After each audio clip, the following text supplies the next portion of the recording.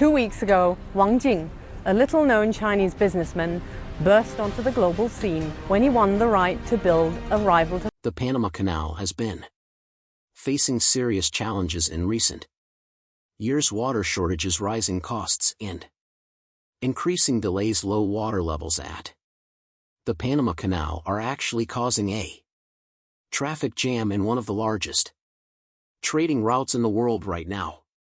Now an old rival is making headlines.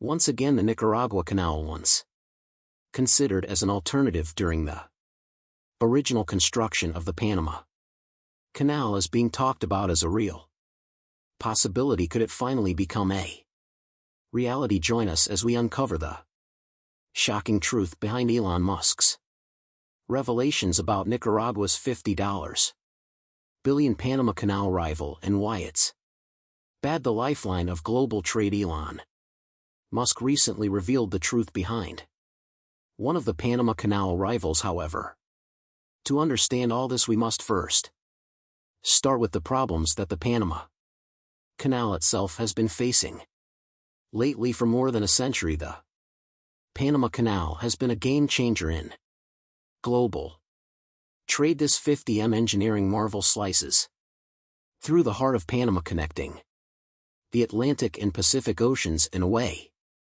that saves ships thousands of km of travel. Without it, vessels would have to take a long and dangerous journey around South America's Cape Horn or find alternative routes like the Suez Canal. This single shortcut has shaped global supply chains, slashed shipping costs, and allowed for quicker deliveries.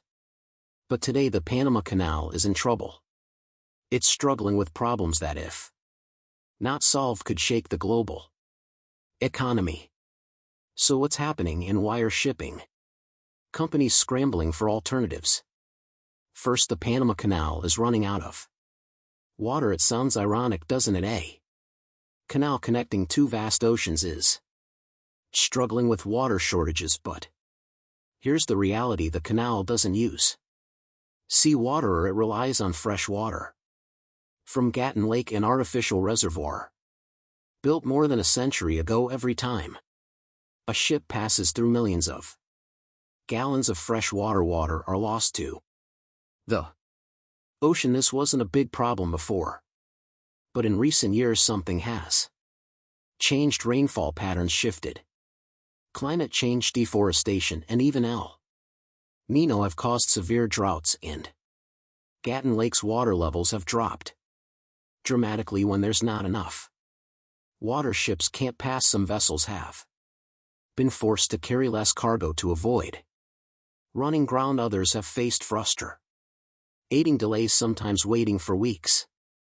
before getting their turn to cross. And here's the shocking part: at its worst, daily ship crossings dropped from 38 to just 22. That's a huge cut in global shipping capacity. Imagine a world where Amazon deliveries take twice as long, or where shelves in your local supermarket suddenly seem emptier. That's the kind of impact we're talking about. The Panama Canal wasn't built for modern trade. In 1914, ships were much smaller, but today's giants, called Neo-Panamax vessels, are nearly 4 football fields long and can carry up to 12,000 containers. That's great for economies of scale, but not so great for a canal built in a different era. In 2016, Panama spent $5.25 billion to expand the canal with a third set of locks. This allowed bigger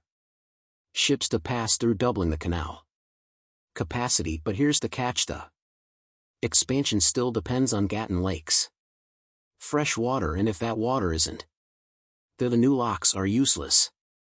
Meanwhile, ports on the U.S. East Coast have rushed to upgrade their infrastructure, expecting a surge of massive ships. But now, with the canal struggling, those investments might not pay off as expected. Could this mean that in the future global trade shifts back to the West Coast, or even to alternative routes? The delays at the canal have skyrocketed shipping costs when fewer Ships can pass competition for available slots grows fierce. Some companies are paying millions of dollars extra just to jump the line. Others are avoiding the canal altogether, using land transport or longer sea routes instead. One surprising alternative: the Panama Canal Railway. Yes, you heard that right. Some shipping companies, including global giant Maersk, are now unloading cargo on one side of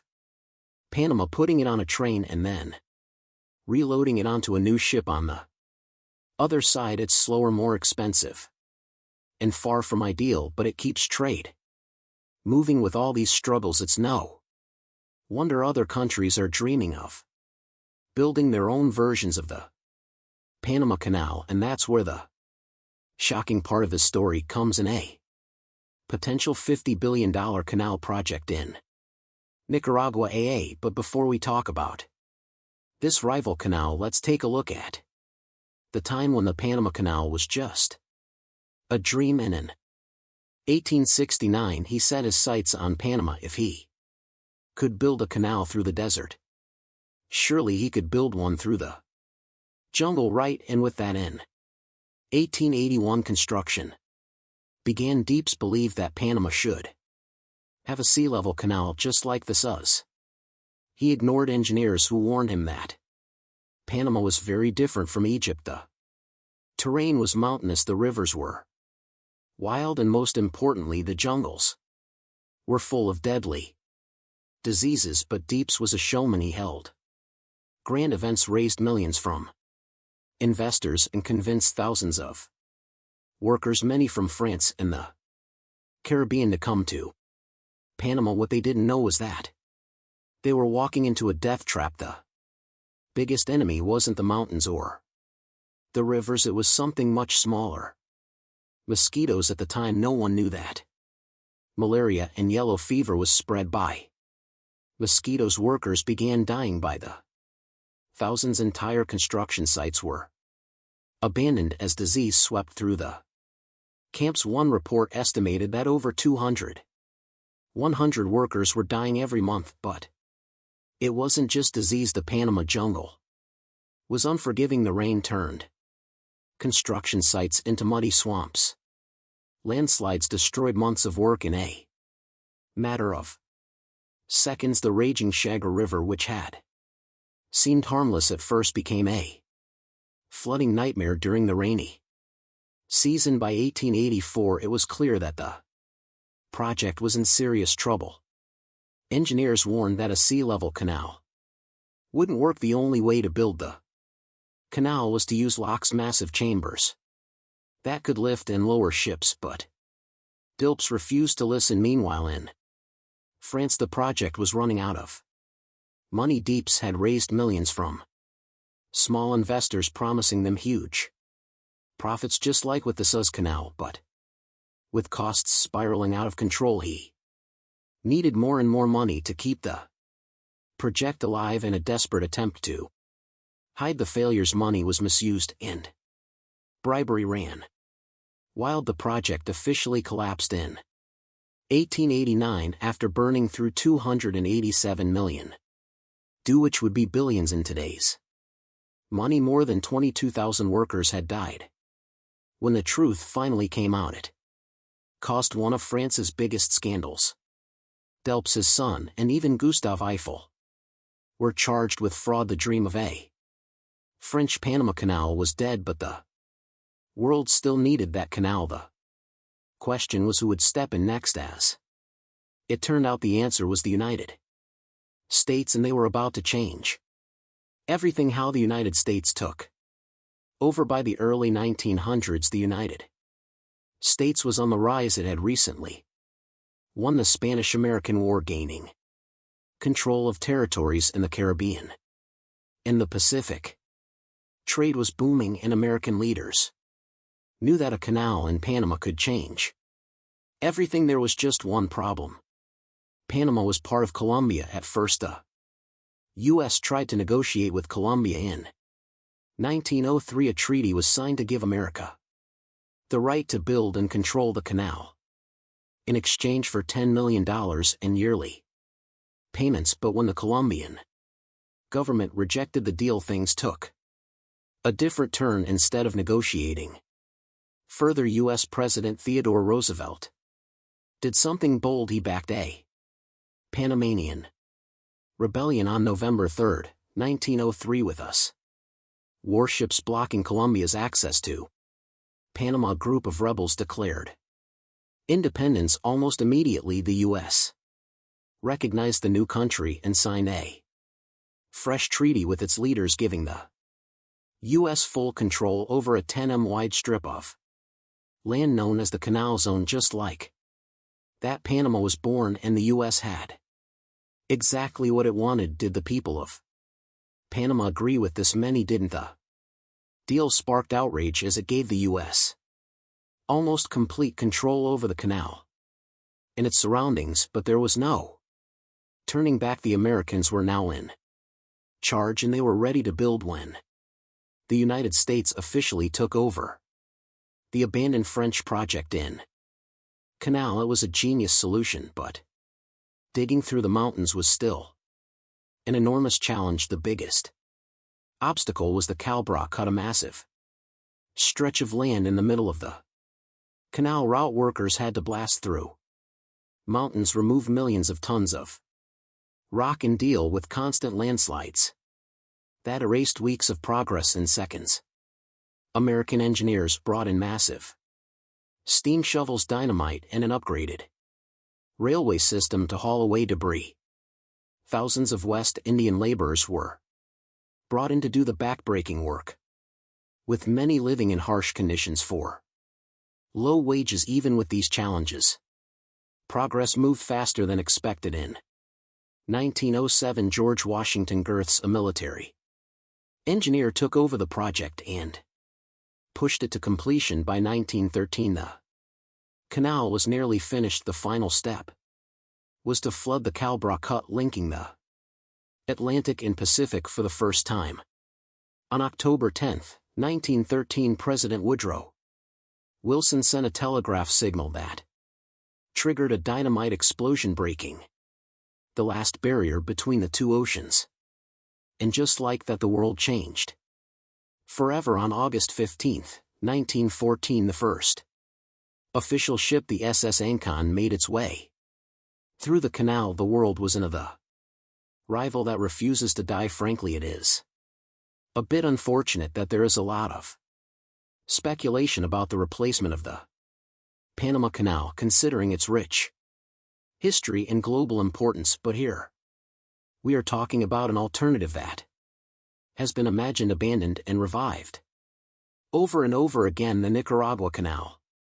For centuries, the idea of a canal through Nicaragua has been a tempting possibility. With its vast lakes and natural waterways, it seems like an obvious choice. In fact, long before the Panama Canal was even built, Nicaragua was the first choice for an inter-oceanic canal. But despite all the surveys, treaties, and bold promises, a canal in Nicaragua has never been completed. Now, as the Panama Canal faces some of its biggest challenges in history, the idea of a Nicaraguan rival is making headlines once again. But how realistic is it, and why has this project failed so many times before? The idea of a canal across Nicaragua is not new. In fact, it dates back almost 500 years to the days when Spanish explorers realized that cutting through Central America would make trade between Europe and the Pacific much easier. By the 19th century, the idea gained serious momentum. The San Juan River, which flows from the Caribbean Sea into Lake Nicaragua, seemed like a perfect natural shortcut from there. All that was needed was a short passage to the Pacific. Napoleon III, the famous French leader, was one of the first major figures to publicly argue for a Nicaraguan canal. In the mid-1800s, the Spanish had considered it before, but now the world was changing, and global trade was becoming more valuable than ever. Soon, powerful nations began fighting over control of American engineers declared that the Nicaragua route was feasible and estimated the total cost at $138 million. Then something unexpected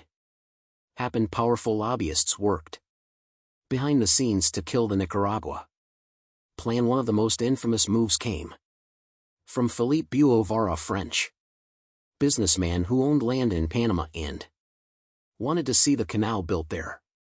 Instead, he worked with American lawyer William Nelson Cromwell to spread fear about Nicaragua's volcanic activity. In 1902, Williams sent leaflets to U.S.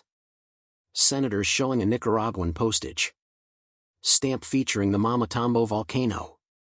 The message was clear: if the U.S. built the canal in Nicaragua, an eruption could destroy it. The timing was perfect. That same year, a massive volcanic eruption in the Caribbean caused 30,000 people to lose their lives, shocking the world.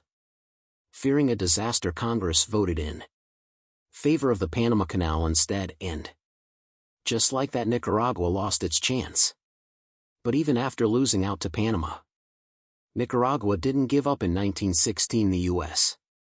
signed the Bryan Chamorro Treaty, paying Nicaragua $3 million for the right to build a canal in the future, but that project never moved forward. Throughout the 20th century, Nicaragua's dream of a canal kept coming back. In the 1930s, US engineers conducted new studies, but costs were too high. In the 1960s, there was even a wild plan to dig the canal using nuclear bombs, a concept that unsurprisingly never became reality. By the 1990s, after Panama regained control of its own canal, Nicaragua once again pushed for an alternative route. Several private companies expressed interest, but none could secure the funding. Then in 2013, the most serious proposal in decades emerged: the HKND deal, a $50 billion promise. In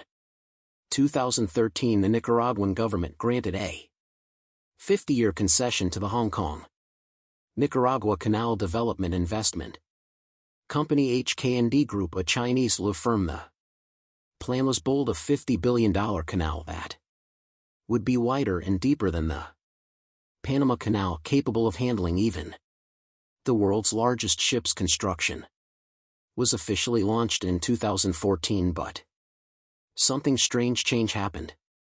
Nothing was actually built. Years passed, and the promised investment never came. Billionaire Wang Jing, the Chinese businessman behind HKND, lost most of his fortune, and the project quietly stalled.